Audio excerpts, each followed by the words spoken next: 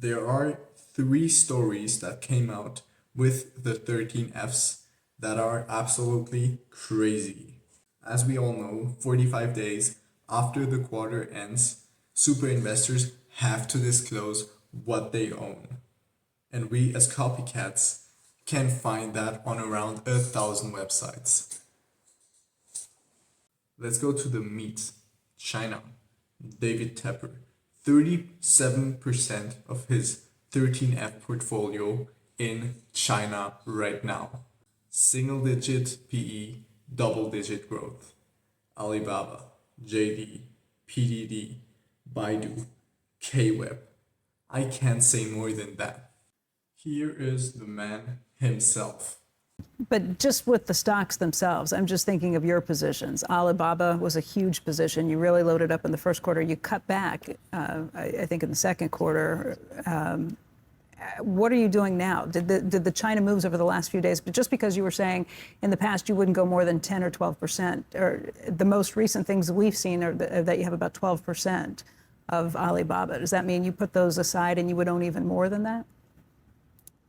As I said, the value at risk model is what I sleep at night. I had a fine. I went over that limit on the Fed announcement, okay, in the last week. I went more when they said a day or two ago on their Fed, and last night I did more. Just Alibaba, or are you talking Everything. JD, Baidu, PDD, Everything. the two Chinese ETFs, everything China? ETF, I would do futures, right? Everything. Listen, a long time ago in 2010, I think I said everything. And I you would say remember. I remember when you said and everything. you know what's good? You were right. Everything. Everything. Everything. Everything. Everything. Going to get better by itself in the next 3 months. And what assets are going to do well? You can guess the assets are going to do well. Stocks are going to do well. Bonds won't do so well. Gold won't do as well. Or the economy is not going to pick up in the next 3 months, and the Fed's going to come in with QE, right? Then what's going to do well? Everything. I'm the animal at the head of the pack. You try. Okay, Yeah. I generally am. Yeah. And like I said, I either get eaten or I get the good grass. Okay, so my animal spirit, you guys talk about it, is awakened. Everything, bro. Everything. Woo! Let's dive into number 2, Capri Holdings. August 4th, 2023. Capri is trading at $35 per share. August 10th, 2023. Tapestry announces the acquisition of Capri at $57 per share.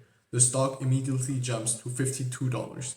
November 2024. Termination of merger is announced. Stock drops from 41 to 20. Phil Town, David Einhorn, and Prem Watsa lose a bunch of money. And now, the present. Prem Watsa collects these losses. Phil Town, unknown. David Einhorn almost doubles his position.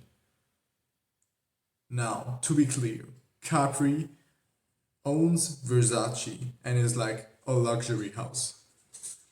It has many tailwinds behind them, like rising inequality, new people getting rich in India, in China, in emerging markets. Their revenue right now is not going in the right direction, but who knows? And now the third and final story. Howard Marks is going to cash or international stocks. We don't know. His last memo was titled On Bubble Watch. I think while the market is relatively expensive at 21 or 22 PE, it might, just might, become really expensive.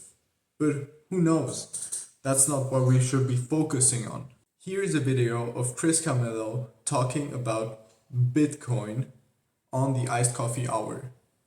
While this may not represent how people value AI or robotics, this represents a generational approach. Here it is. Where does Bitcoin fit into all of this? And what is your thought on it? Man, Bitcoin is one of those things. I'm always a guy. It's like, I'll never pretend to like know everything. And I've thought so much about Bitcoin over the past 10 years. And I always come to the same conclusion. I just don't know. I don't have any thesis on Bitcoin except for one. And it's a strong thesis and it has nothing to do with the viability of Bitcoin or whether it should be higher or lower, or whether it will actually be meaningful to our society over the next 20 years or be completely irrelevant. My thesis revolves around the fact that the young generation does believe in crypto and Bitcoin, period. Whether they should or shouldn't does not matter as an investor. They do. He might be right for the next 4 years and look amazing. Is it something that we should be focusing on as value investors? No, man. Betting on psychology, betting on people feeling a certain way is approaching schizophrenia, seeing patterns where there are none. Now, I'm not saying Chris Camillo is seeing patterns where there are none, because he's a great investor. But me personally, it's not my game. Our life is not worse because they make a bunch of money. So we stay focused on doing what we do best, finding things that no one else wants right now, and we get rich in the long term. Okay, so if you enjoyed this video, I'll appreciate you forever. Maybe not, who knows. And you have your unique opportunity to become my 21st subscriber.